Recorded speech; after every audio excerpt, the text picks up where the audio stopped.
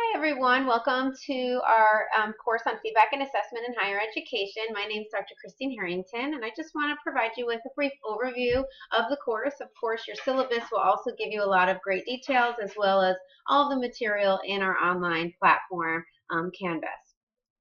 So first I'll tell you a little bit about myself. I have a PhD in counseling psychology, and I have worked at Middlesex County College for about 16 years. Half of that time was in the counseling center doing direct service to students and teaching part-time, and then the other half was in the full-time faculty, part of the house, really teaching psychology and student success courses to students.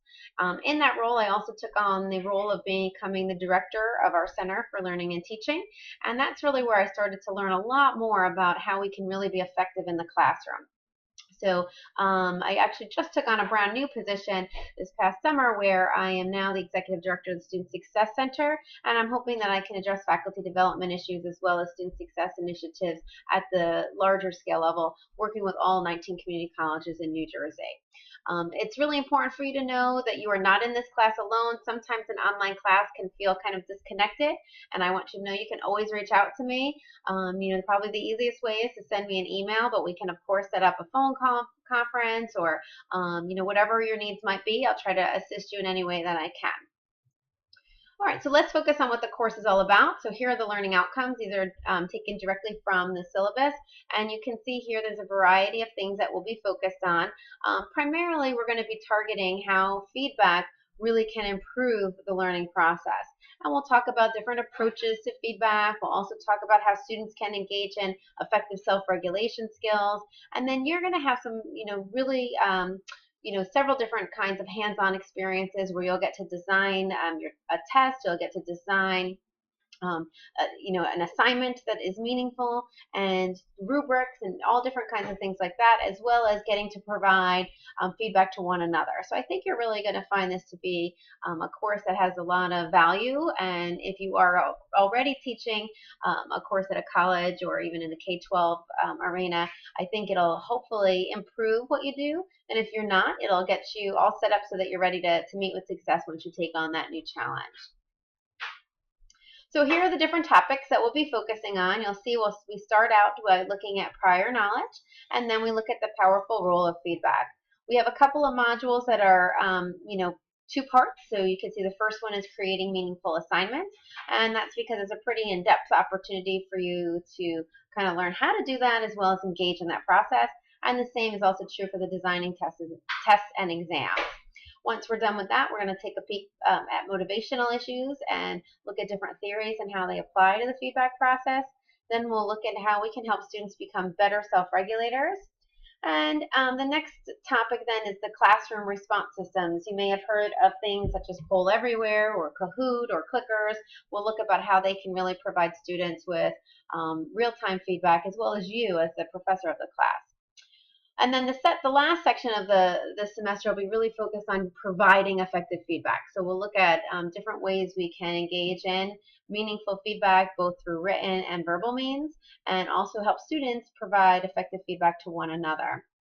And grades are of course a different type of feedback, but we'll look a little bit more specifically because there's a lot of challenges, I think, in the grading process. If you talk to most faculty will tell you that the worst part of teaching is the grading process because it really is fraught with so many levels of issues, and students get quite emotional in terms of the way in which they interpret those grades. So hopefully all this will help us really use this in an effective manner. And then, of course, the last part we definitely want to focus on is not only how feedback helps students, but how it also helps you as the instructor. So in this course, there are two textbooks that we'll be using. You can see the two are listed right here. And then there are a lot of additional readings. So I have them all on reserve for you. It is a pretty extensive reading list, but many of the articles are not that long.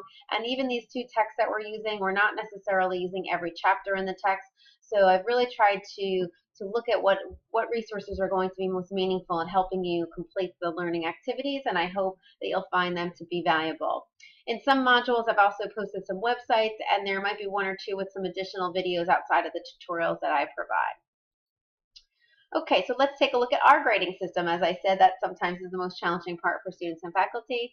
The way I've structured the grading system is that the majority is the module assignment. So for every module, there's 15 of them, you have an assignment. And each assignment varies. Sometimes it's an individual project, sometimes it's a small group project, sometimes it's a large group discussion, sometimes it's creating something such as an assignment or a test or a rubric, and sometimes it's more discussing things. So it really does vary, but they're all pretty significant, so they're all at 5% each. And then you can see there's two additional assignments. One is the exploring feedback paper, which happens at the beginning of the semester to establish, make sure you have good, strong foundational knowledge. And then the second one is the Your Choice Multimedia Project. And I'll talk to you about that in just a moment, what that entails. So just to go back to the module activities, because that really is the huge, a very significant portion of your final grade. As you can see here, there's lots of different kinds of activities, so they are varied each week. And I hope that that kind of keeps your interest and motivation going as we move throughout the semester. And of course, as you know, collaboration and working together is an important part of learning. So that's why there's some whole class and small group discussions and projects.